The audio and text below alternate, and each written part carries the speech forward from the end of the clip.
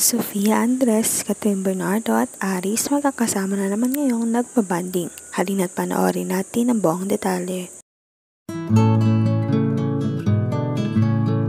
Alam naman natin ngayong April 9 ay holiday at walang trabaho, pati na rin sila Catherine Bernardo, Sofia Andres at ang kanyang kaibigan na si Aris.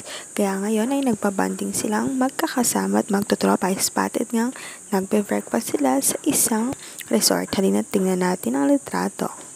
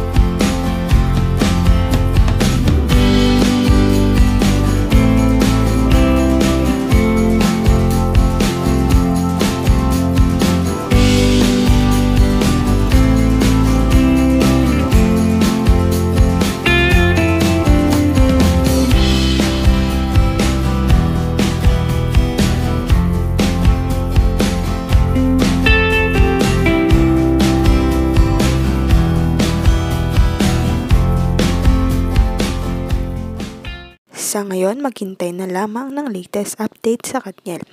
Huwag kalimutang mag-like at subscribe sa aking YouTube channel, Selyang Beats, para updated kayo sa mga balita. Maraming salamat po sa panonood.